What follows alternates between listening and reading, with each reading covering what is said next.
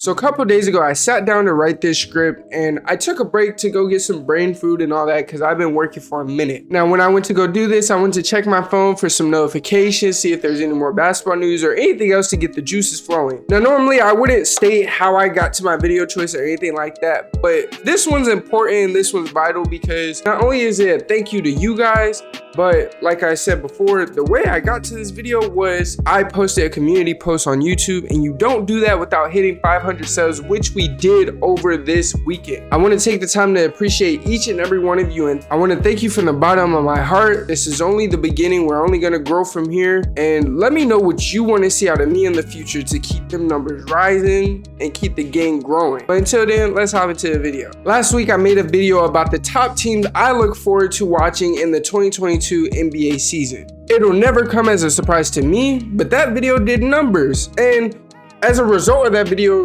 doing numbers, I'm giving you guys a second part 2. Now this is going to be the last one because truth be told, these are the only teams I'm really watching for other than the Lakers, my favorite team, and some of my other favorite players across the league. This time we're only going with 4 teams because, like I said, I only got 4 teams. I can't fake the funk for y'all. This is the real authentic channel and it will forever be that. Before we hop into the video, go ahead and drop a like for your boy, and if you new, hit that subscribe button because it ain't nothing to be a part of the game. When you're a part of the game, you're part of a family. So go ahead and hit that sub button and hit that notification bell right next to it.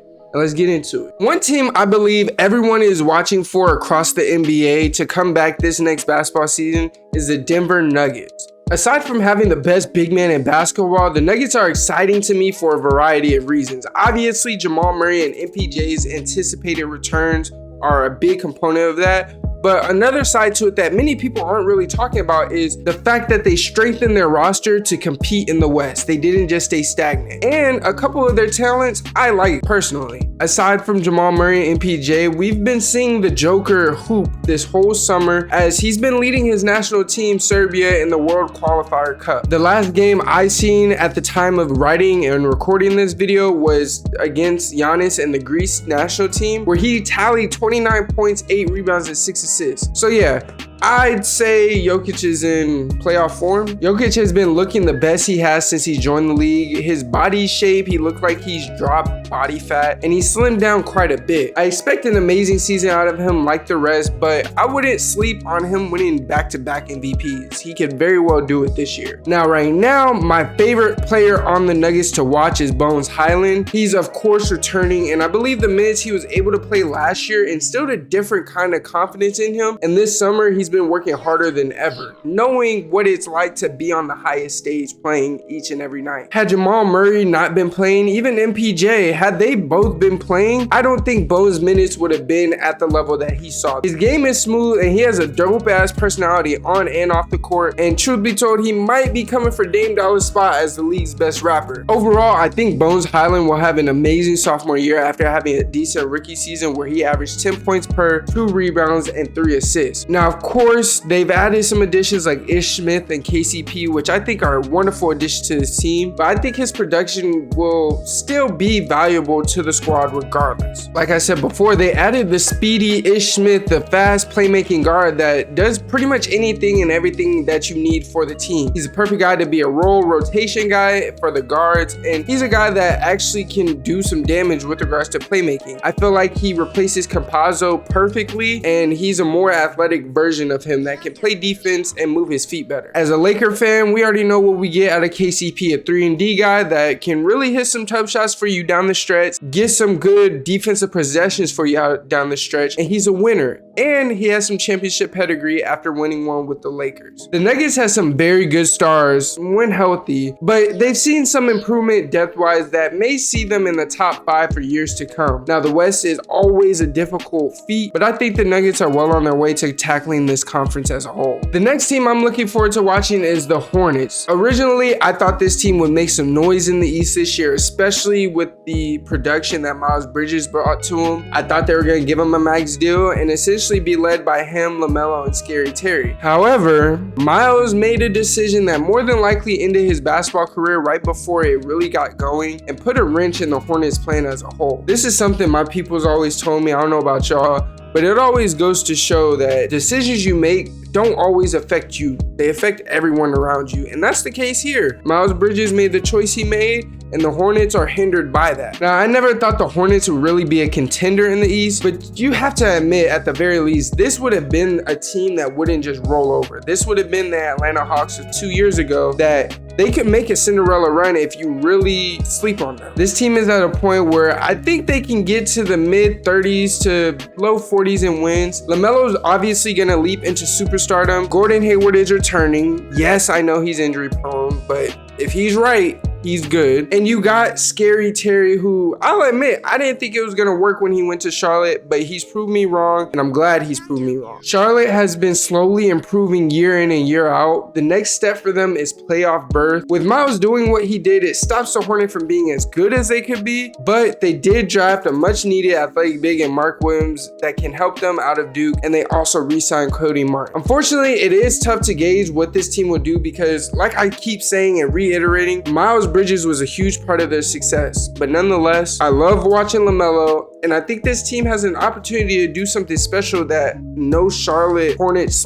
/ Bobcats team has ever done. This next team is another young team, and truth be told, as I'm doing this list, something is telling me that this probably should have been my first list, but things happen for a reason. Obviously, the Rockets, they don't really have high expectations this year, but that's good because it won't burden that young talent and have pressure on them that's unneeded. Thus far, the Rockets haven't made the biggest moves in the offseason, but they did have another strong draft class. Jabari Smith unexpectedly fell to them at number 3, and he was graded by many as one of the best picks in the draft. Early in June, they traded Christian Wood to the Mavs to open the starting spot for Sengun. Sengun is getting his chance to show what he can do, and personally, I think he will be a cornerstone of this Rockets rebuild. Being relatively quiet in the offseason, it did help the Rockets save $75 million in cap space going into the year, but I think ultimately they want flexibility whether they pay their young players or bring in stars if they need to when they trade their young players. This league lately has seemed to be one of those leagues where you want both of those things in your pocket. You want a handful of assets while also having a handful of salary cap. When you do that, you can get a couple good years of draft picks, get some superstars in there, and you got the ball rolling for a championship. This year, I think Jalen Green is definitely going to be an all-star. His ability to put up huge numbers on a rebuilding club mirrors what Book was doing back when that team was in the depths of hell. No, Jalen is not Book, that's not what I said, but he's nice. I think this year his numbers will get him there and he's gonna be in the all-star game. Last year he had 15 plus field goal attempts in 27 different games. In those games he averaged 23.3 points per game, 4 rebounds and 3 assists. He shot 46.5% from the field, 40% from 3 on 3.9 attempts, 80% from free throw, and a 58.8 true shooting percentage. Now, if you're not the biggest stat guy, because I'm not by any means, and I'm not gonna act like I am, but if you're not, let me put this in simple terms for you and sum it up. The only player to average these stats for a full season is Stephen Curry. That should tell you something. I think this team has a chance to make the play-in tournament if they can sneak up on a team that's lollygagging at number 8,